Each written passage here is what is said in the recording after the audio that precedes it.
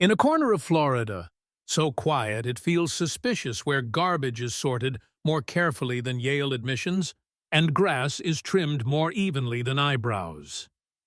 In a salon commercial, there's a place called Belle Fountain, a high-end residential area with only one unspoken rule: don to be too visibly black.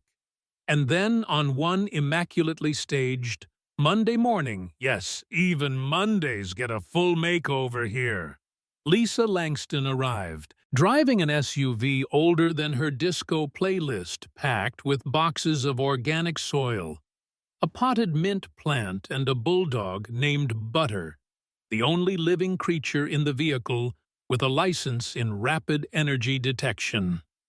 Lisa wasn't easily intimidated. She was once a tactical analysis officer for the U.S. Air Force, where a single pixel off in a heat map could cost an entire unit their lives. She'd survived operations in Syria, so a neighborhood full of geraniums and fabric softener wasn't about to break her resolve. Butter, however, was concerned. He could smell the refined whiteness radiating from the freshly painted fences.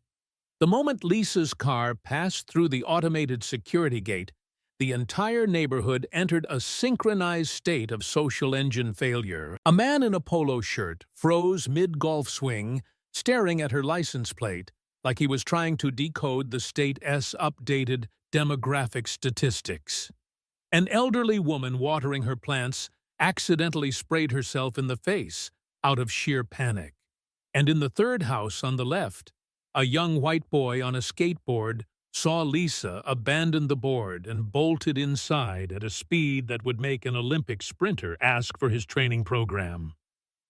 Lisa kept smiling. She had mentally prepared herself ever since receiving the relocation paperwork. Of course, the government's National Security Resettlement Program had chosen this place for its safe, ideal, and standard-setting residential environment. It sounded like an ad for a smart toilet, but felt more like a challenge titled "How long can you last before losing it from being stared?" Ed Butter, however, wasn't smiling. He panted, tongue out, exhausted and annoyed because someone in the neighborhood was clearly wearing cologne that smelled like traditional cultural preservation policy. The house assigned to Lisa sat at the end of Magnolia Lane, a street so perfectly designed it once appeared in an IKEA interior catalog, with lavender bushes trimmed like Justin Bieber speak-era bangs. Everything looked so uniform that if you got lost, even GPS would need to ask the neighbors for directions. After moving in, Lisa hung an American flag in front of her door as a friendly gesture. What she received in return was silent, not the peaceful kind, but the kind that says, "Oh, we are not racist, we just don't talk to strangers, especially ones with pigment a bit different." That same afternoon, the H.O.A. sent her a welcome letter, not with a smile, but with a list of rules longer than a military leave request, including gems like do not plant vegetation, not listed in the approved Flora Index. Dogs must be trained not to bark more than 15 times every 5 minutes. No decorations deemed to cause cultural conflict. Lisa looked over at Butter. "Congrats, buddy. From now on, you bark on quota." Butter sighed. He had just mastered bark 3. Basic anti-racism growl. That evening, Lisa made a cup of mint tea and stood in her yard looking up at the soft golden streetlights that resembled hope. But deep down she knew. In Belle Fountain, fences aren't built to keep thieves out.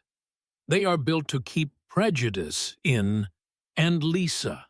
She hadn't moved here to live like a quiet hermit. She came to water plants. And if anyone was uncomfortable with a black woman watering plants, well, too bad. Her plants were more resilient than their bigotry. Day 2, after Lisa and Butter moved in, things began to normalize. Belle Fountain style. The mailman skipped her house 3 days in a row but delivered cake discount flyers to every other door. A couple pushing a stroller passed her house and instantly switched into silent zombie mode. Not exactly afraid, just radiating, "Please, done to talk to me." I left my cross-cultural communication at home. Lisa wasn't expecting anyone to show up with apple pie like a Hallmark movie, but she figured a nod wouldn't paralyze anyone's facial nerves. Apparently, here, people practiced colorblindness by withholding eye contact. That night, Lisa received a notice from the H.O.A., not the welcome kind, but more of a "how you planted the wrong thing, may am kind," per Regulation 12. Section 5. Lavender is not listed as a prioritized native species. Please replace magnolia to maintain community standards. Lisa sighed, then turned to Butter. Turns out they are not mad because I'm black. They are mad because I'm a black woman. Planting the wrong species. Butter sneezed. Maybe it was the lavender. Maybe it was the scent of discrimination in the air. The next morning, Lisa grabbed her fertilizer bag and headed to the yard. Butter trotted along, proudly gripping a tiny trowel in his mouth, like he was pioneering a new land for national freedom. A neighbor squinted from afar, watching Lisa kneeling to plant flowers, then whispered to his wife, "At least she is not rapping in the yard." The wife responded with a nod that said, "As long as things stay civil." And then it happened. That afternoon, Lisa spotted a white police officer circling the block, not in patrol mode, but "I need someone to justify my presence." He approached just as she was watering. "Good afternoon, ma'am. We've received reports of suspicious activity in this front yard." Lisa raised an eyebrow, still watering her voice, flat. "You mean the lavender is plotting to overthrow capitalism?" Butter let out a low growl, not because he sensed danger, but because he smelled lightly grilled racism. The officer looked at her, then at Butter. "Has this dog been registered with the H.O.A.?" Lisa answered coolly, "No, but he knows when someone is overstepping their authority." With no violation to pin on her, the officer walked off, but not before muttering into his radio. Subject remains silent, but with political intent. Lisa turned back to her watering calm, as if she were irrigating the smug entitlement of the H.O.A. itself. Butter sat down, staring toward the neighborhood gate, like he was standing guard over local democracy. That night in Lisa S. mailbox, there was a single slip of paper. "This is a respectable family neighborhood. We suggest you adjust your behavior before we are forced to report you." Lisa read the note. No tears, no outrage. She just smiled. "They say I need to adjust my behavior for daring to water flowers with a skin tone not listed in the Pantone catalog." Butter barked. Short, clear. Loud enough for a row of opposite fences to slam shut in unison Friday morning. A lovely day in Belle Fountain, where everything is pre-programmed to look perfect. If you are white, trim your lawn to regulation length and own a beige Chihuahua. Lisa opened the door to grab the paper. Butter followed, tail swishing, wearing an expression that said he was ready to sniff out covert ideologies. Underneath the newspaper was a light brown envelope. No sender, no stamp, just one line typed coldly. "This neighborhood is for people who know how to behave. Don't make us take necessary action." Lisa frowned. She opened the letter like she used to open classified grenades in Afghanistan, slowly, unsurprised.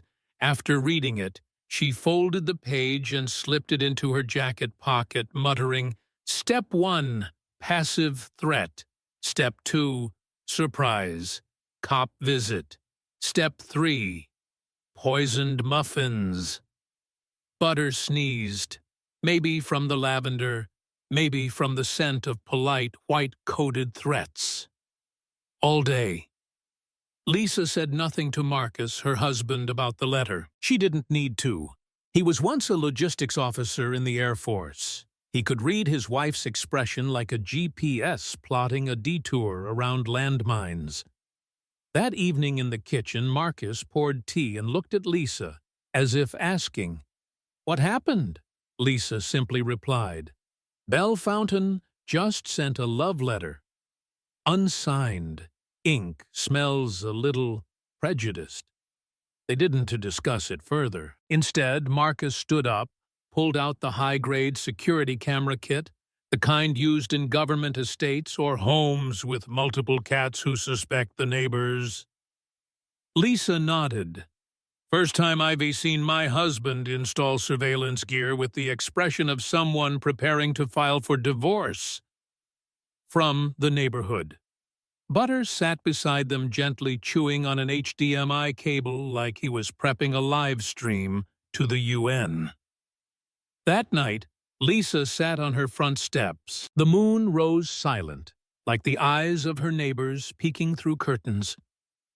She didn't feel fear. She had driven a Humvee under fire in Kandahar. What bothered her was, do I really have to go to war just to water my plants? Butter rested his chin on Lisa's thigh and sighed. Maybe he was tired. Too tired of being a dog. In a neighborhood that preferred cats over black people. Lisa looked up at the sky. "I think, Butter, tomorrow we plant more lavender." Butter licked her hand. Agreement sealed. The next morning, the lavender bloomed, bright defiant. Next to it, a new sign Lisa had just planted.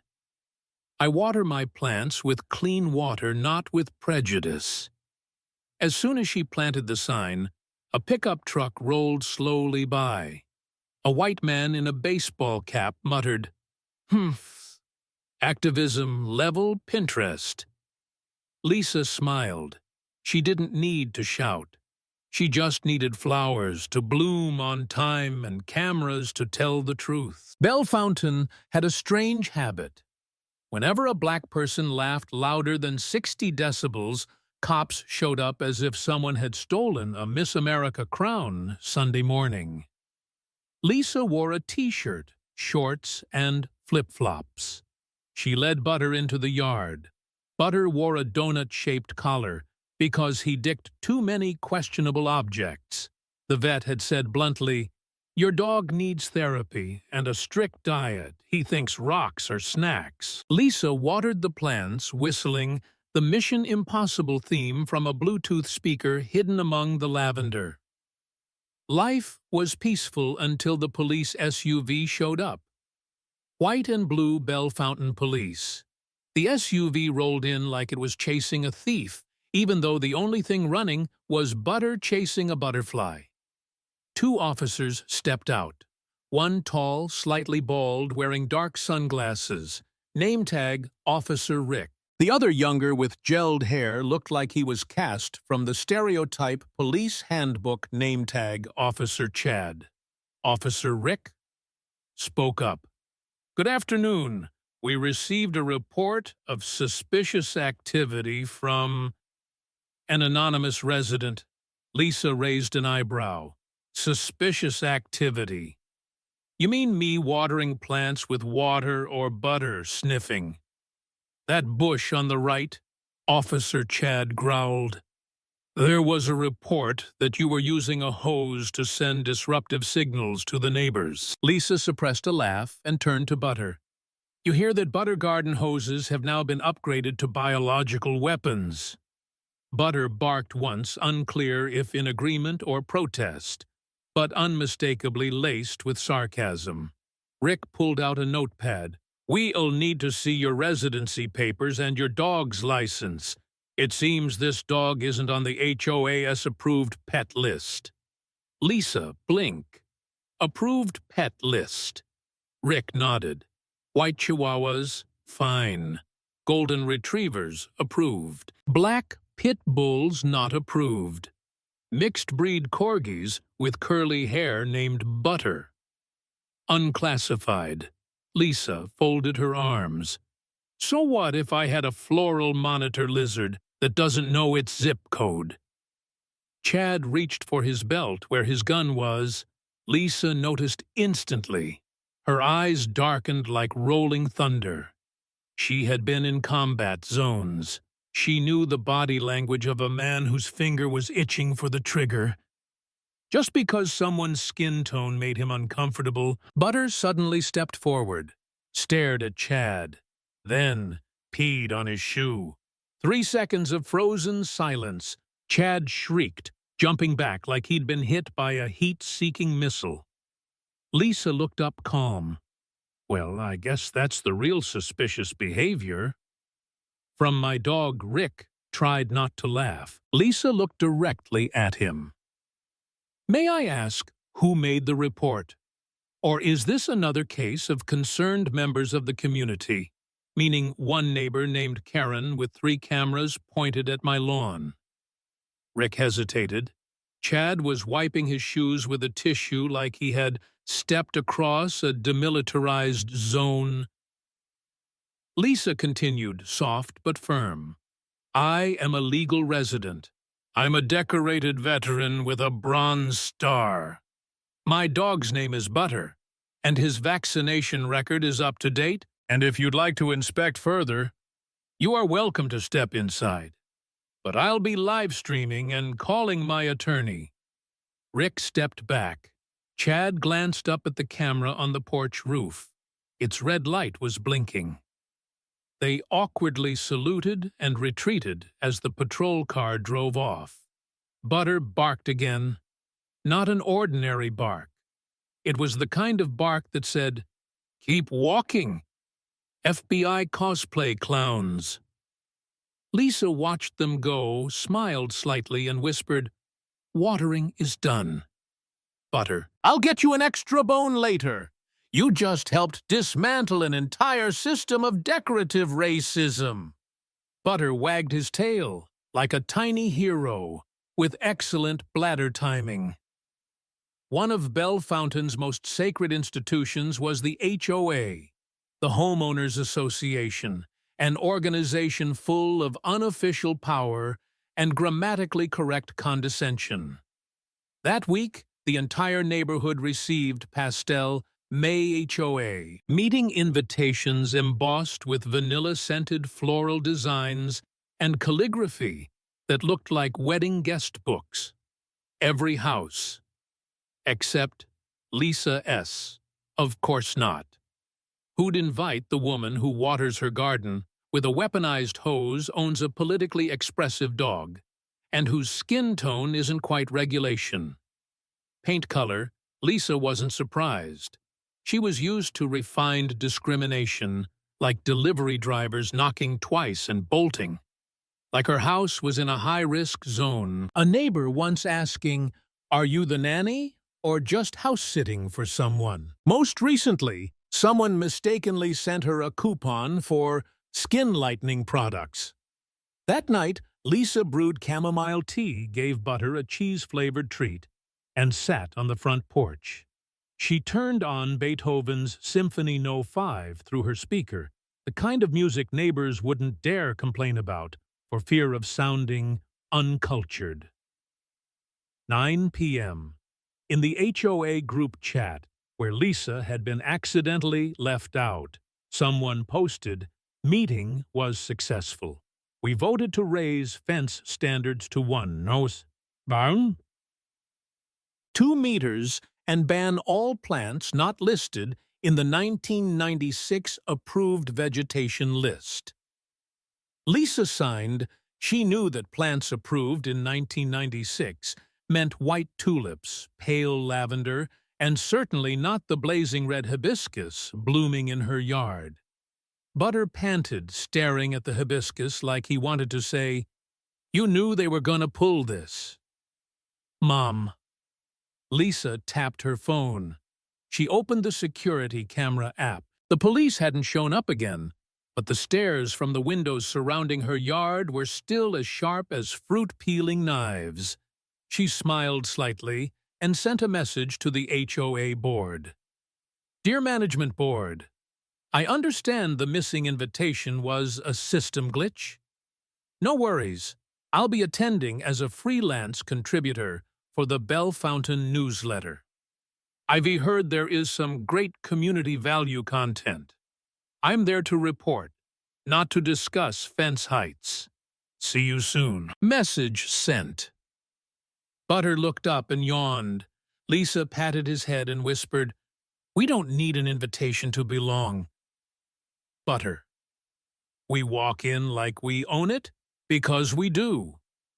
Friday morning, when Belle Fountain was still dozing under street lights soft as luxury lotion ads, Lisa stepped outside for the paper and saw a plain white envelope.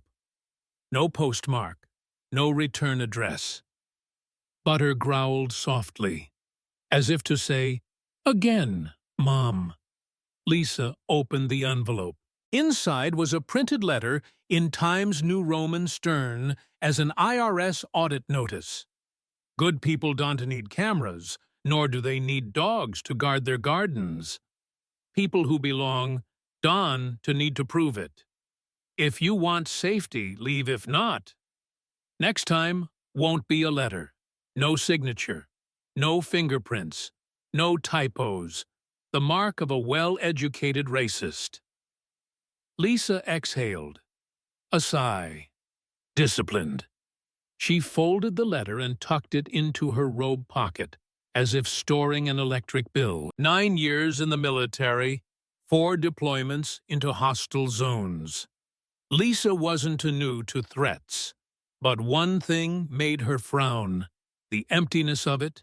No rage, no slurs, just one cold order.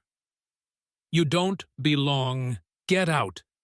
And that word doesn't belong was the masterstroke of polite racism, never said outright, just whispered in font size 12 on 90 GSM paper. The next morning at 5 a.m., Lisa got up early. She dressed in workout clothes, tied her hair up like she was prepping for military PT, and walked Butter around the neighborhood. Not for leisure, but to watch the cameras, check license plates, and see who was out early enough to accidentally deliver a letter undetected. Butter was a pro. He sniffed with the accuracy of a retired airport K-9. He stopped in front of a beige house at the end of the block. The one Lisa had noted had a security camera that never blinked. Lisa bent down to tie her shoe at the gate. There are tire tracks on damp grass, the exact tread of a Lexus SUV. Lisa had seen flash by at 4:57 a.m. the day before, plate B12. BY anonymous letter. But your car's registered in your name. Subtle, she muttered. Butter snorted in agreement. Lisa did not act immediately. She logged the plate, saved the camera footage, and went home to make sunny-side-up eggs, like everything was normal. Only that evening, while sipping ginger tea, Lisa opened her laptop. She logged into the official Homeland Security Incident Report. Portal. Subject line. Impersonation and threat in federal protected housing. Belle Fountain. Incident. Attachments. Security cam footage. Tire track. Photos. A scan of the letter and a short caption. Not everyone who waters plants at 6 a.m. is a nature lover. Some water with bias. Tuesday, 4:42 p.m. The sunlight outside was golden like an Instagram Valencia filter. Lisa had just let Butter into the backyard when she heard urgent knocks, FBI raid style minus the flashing lights, and Michael Bay soundtrack.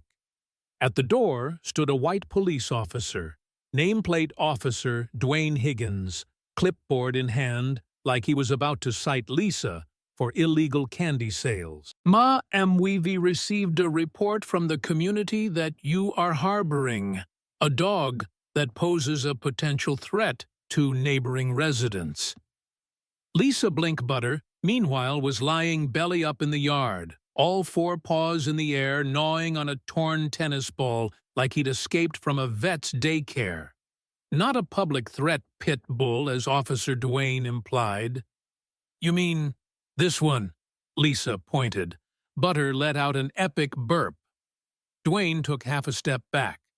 Maybe it hasn't attacked anyone yet, but its lurking behavior made some residents feel threatened. One elderly woman said it licked her arm, and she nearly fainted. Lisa raised an eyebrow. "Dog licks arm. A lady nearly faints. I get reported that math feels off." Duane kept a straight face. "We recommend you send the dog for retraining, or at the very least it should be muzzled when in the yard. People around here value order." Lisa gave a soft smile, the kind that in the military meant, "I'm about to flip the table, pal." She stepped onto the porch, looking Duane straight in the eye. The police show up for a dog chewing on a tennis ball.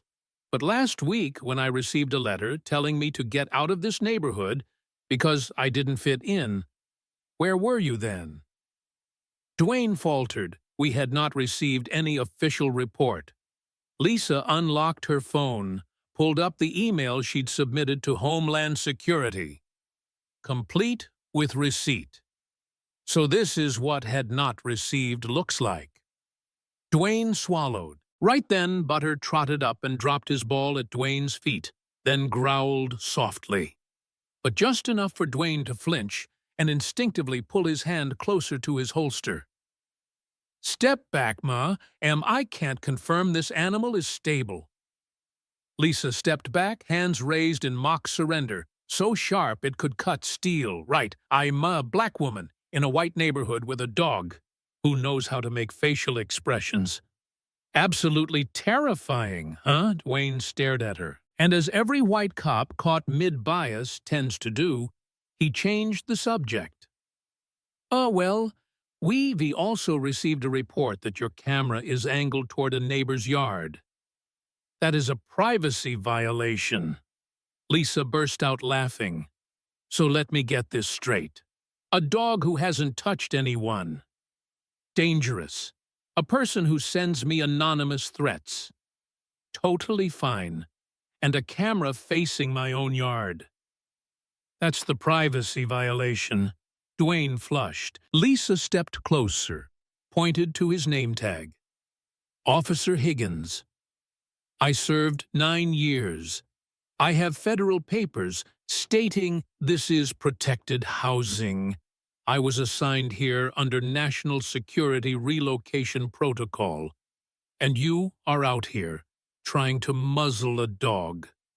Maybe start with whoever filed that report instead." Silenced Duane, unsure what else to do, checked a box on his clipboard like he'd just finished taking out the trash. Then turned away. Butter snorted. Lisa patted his head. "Good job, partner. Next time, bite the clipboard for me." Thursday morning, the sky was blue. The kind of blue you'd expect from an apology text sent by a man caught texting a coworker at 2 a.m. Lisa set up a tea party on her front lawn, not because she loved tea outdoors, but because she knew. In Winmere Pine Hills, a black woman sipping tea in silk pajamas with dinosaur prints would activate neighbor surveillance systems faster than someone shouting "Black Lives Matter" at the gate. On the table, along with the teapot and cookies, Lisa placed something special: paper airplanes. On each, she handwrote quotes from federal clauses on self-defense privacy rights, and of course, laws on impersonating law enforcement officers. Why paper airplanes? Because Lisa knew at least 3 houses nearby used drones to spy on her daily. Yesterday, one flew too low, and Butter mistook it for a bug and bit off its wing. Lisa wasn't mad. She taped the drone back together and wrote on it, "Good afternoon. One of the men said, his voice flat, like a poorly programmed AI. "We are here to inspect compliance with local architectural and landscaping regulations." Lisa nodded, pouring more tea. "Oh, did the H.O.A. schedule this?" The man shook his head. "This type of visit doesn't require notice. It's under the latest amendment. From where is the back of a cookie box?" The second man frowned. Butter stepped off the porch, not barking, just calmly, standing next to Lisa like a trained security dog, except for the fact that he was wearing a scarf with a dancing avocado on it. "May we look around the yard?" the taller man asked, already reaching into a pocket. "Not the kind you keep a wallet in." Lisa stood up slowly, spy movie style. She pulled her cardigan close, just enough to tap a tiny mic sewn discreetly into the collar. "Sentinel, this is Bravo 9. Two unidentified individuals in fake uniforms attempting to approach a federally protected resident. Begin recording." The taller man raised an eyebrow. "What are you doing?" Lisa smiled. "Live streaming morning tea and sending footage to the Department of the Interior. You're bluffing." Lisa pointed at the paper airplanes hanging in the oak tree. "Each one contains excerpts from legal filings I've submitted." "Think I'm kidding?" The shorter man started glancing around clearly, looking for hidden cameras. Too bad for him. The whole system had been upgraded to thermal tracking, automatically uploading footage every 15 seconds to a server in Denver. Not because Lisa was paranoid, but because she'd been in Afghanistan and nearly killed twice by decoy drones operated by militants. Compared to that, these two looked like sitcom extras. If the sitcom was written by Jordan Peele, we'll return. "With someone in authority." Lisa nodded. "Bring real law next time. And a valid search warrant, not a flyer with a typo in the logo." As the black SUV reversed, Butter lifted a leg and peed on the rear tire. A territorial declaration, loud and clear. Lisa looked at him, then straight into the neighbor's security camera. Step 1 is letting them come. Step 2 lets them bury themselves in their own stupidity. Friday afternoon. The wind was light. The sun, soft birds chirped, and all the neighbors began casually watering their lawns in perfect sync, like it was some new suburban ritual. But Lisa knew better. They were all waiting for Act 3 of a play they assumed she didn't have a lead role in. 3:04 p.m., the same black SUV rolled back into view. Still no license plates. This time a white banner taped across the front, H.O.A. Rapid Response. Lisa nearly laughed out loud. What now? Tactical Flower Squad to apprehend high-pressure hose users. The SUV stopped in her driveway. The door opened. Travis, the taller guy from yesterday, stepped out first, wearing soft armor sunglasses and tactical gloves, the kind you'd see in Call of Duty. Cosplay edition. Behind him was Kyle, still dressed like he was auditioning for a midnight cable drama. Butter was already on the porch, head tilted 45 degrees, eyes saying, "Oh, it's you again. Brought your brain this time." Lisa stepped out onto the lawn. She didn't speak. Travis pulled out a document, not a warrant. A printed Google Doc scribbled signature and a title that read, "Authorization to inspect grass color and potential threat to local H.O.A. systems." Lisa pointed at it. "Unmanned aircraft. Meet sentient dogs. See you under Clause 47B, Federal Personnel Protection Act." She hung it on an oak tree. Artistic, provocative. 10:43 a.m. engine noise echoed down the street. A sleek black SUV with no license plates slithered into the block like it knew traffic laws did not apply to it. Two men stepped out. Navy uniforms, shirts embroidered with Neighborhood Enforcement Division. No one in the H.O.A. had ever heard of this division existing. Lisa sipped her tea, eyes locked on them as they began their casual march toward her gate. "You misspelled the word authorization," Lisa pointed out. Kyle snapped. "We have the authority to inspect your property." Lisa nodded, then raised her hand skyward, signaling clearly, "Bravo 9.2, commence." Instantly, from three directions, car doors slammed in unison. Three matte black SUVs from the Department of Justice's Special Response Team rolled in silent as a Norah Jones playlist. From the vehicles emerged actual federal agents. Their jackets read DOJ Federal Task Force for Civil Integrity. A female agent stepped out cold as granite. "Kyle Reese, Travis York, you are under arrest for impersonating federal officers, threatening a citizen under federal protection, and violating the 2023 Residential Integrity Act, Section 7B. Travis's eyes widened. "I was just following orders." Lisa gave a quiet smile. "Good. Then name the one who gave them. It'll save time on the paperwork." Kyle fainted, passed out, cold. He was handcuffed while still lying on the ground. Travis was restrained, his eyes darting for an exit, but every contingency had already been calculated. From the house, Marcus, Lisa's husband, stepped out, phone in hand, live streaming from every security camera angle. Lisa looked Travis dead in the eye one last time. "Know what's worse than being arrested?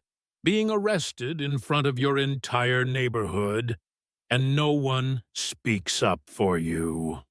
Behind curtains, a row of neighbors stood watching. Not one opened a door. Not one objected. There was only the soft growl of butter evaluating the fashion sense of a man freshly exposed. Travis was loaded into the SUV, face stiff, like a wax figure in Madame Tussauds, from the exhibit titled Organized Mistakes. The DOJ agent turned to Lisa. "Do you have anything to say before we take them?" Lisa looked straight into Marcus's camera, her voice gentle but steely. "Don't bring guns to my house, if all you are armed with are prejudice." And a word. Doc Butter barked. Once, clear, perfect. And in the soft, golden light of late afternoon, everyone in Windermere Pine Hills finally understood one thing. A black woman doesn't need to scream to make the whole system shake. 3 days after the arrest of the two cosplay officers, Windermere Pine Hills entered what could only be described as a power PTSD recovery phase. The neighborhood's security gate reinstalled cameras. The H.O.A. suspended all grass color inspection activities. The management board suddenly took unexplained collective leave. And Lisa, she sat on her porch sipping iced tea, one hand scratching Butter S. Ear the dog, now officially dubbed by the internet as undercover agent and facial expression monitor for H.O.A. Then, at exactly 8:12 a.m., an unnamed envelope appeared on Lisa's doorstep. Thick paper like a savings bond, blue ink, faint perfume, the kind that whispered, "I was powerful but didn't overspray." Just one line. "You won a battle, but the war continues." Lisa chuckled and handed the note to Marcus. "This time they're threatening us.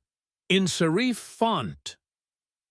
Marcus said nothing, then opened a drawer. Inside, a USB drive marked subtly with the logo, National Equity Intelligence. Lisa plugged it into her laptop. The file opened, No slideshow, no background music. Just a diagram, not of a house, but of a network. Real estate company behind the H.O.A. Investment fund sponsor. Residential Culture Preservation Organization. One major player named Sterling Mathers, a white man, governor of the state. And according to Gabriel, the undercover agent who had once assisted Lisa Sterling, was the architect behind the law that allowed HOAS to self-regulate resident standards, or to put it plainly, legalizing bias, licensing racism with patterns. Lisa stared at Sterling's dossier, a video clip loaded. In it, he was speaking at a conference. Our communities don't reject anyone. We just want to preserve original identity, proper and free of disruption. Lisa closed the video, her gaze sharpened like the tip of a pencil, sharpened by a national math champion. "All right," she said, "if he wants to preserve identity, I'll send him a reflection." 2 weeks later, a federal hearing was convened. Lisa entered the courtroom. No armor, no earpiece, just a pale gray shirt, a neat bun, and a plan thick as a German dictionary.